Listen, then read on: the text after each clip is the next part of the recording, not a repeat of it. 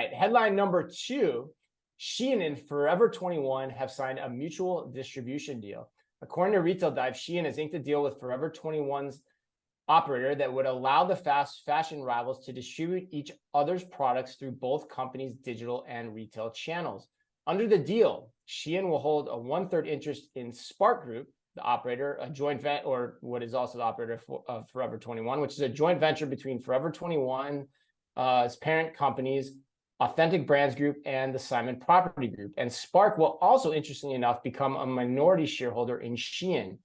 And what are your thoughts on this tie-up? I imagine you got quite a bit to say on this one. I mean, there's not a whole lot to say. It's just like you have two former foes that are joining forces to like take over the fast fashion world. I mean, I think this is brilliant. You have Forever 21 with a physical footprint in North America that SHEIN customers desperately need, that SHEIN needs for their customers, for returns, for try-on, for resale, for pop-up. Like we've seen SHEIN do pop-up physical stores, but if you can just move into Forever 21, like they're talking about doing with this partnership, like so easy, right demographic, right mix of what making up for like Forever 21 having what SHEIN doesn't, and the benefit isn't all to SHEIN either here. I think Forever 21 now gets the scale digitally that SHEIN can offer them, and now has products that they can put on the SHEIN platform to sell beyond the North American market where they're doing so well.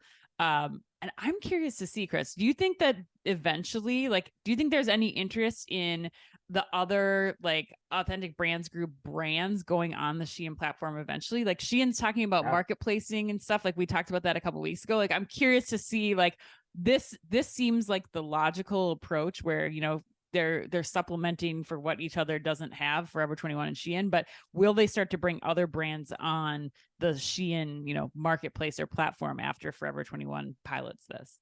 Yeah, that's it. That's interesting. I mean, the other, I think the other point of this that's even more interesting to me though is actually like, does SHEIN, acquire or in some way become Forever 21 in the United States, right? Like, does that end up being what happens here? Because that takes the stigma of being a Chinese company out of the equation in a lot of ways too. And so there's interesting tie-ins when you start going down that road.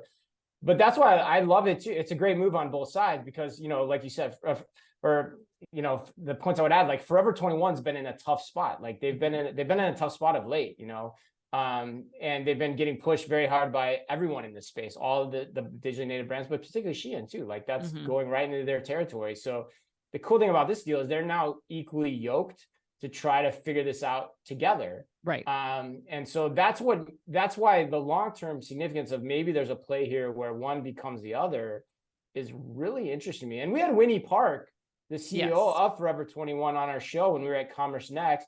We were super impressed with her and how she thought about the business. Huge background in apparel and retailing, and is going to figure this out too. So great move by her. Right. In the first years of her tenure as well. I mean, I gotta love it.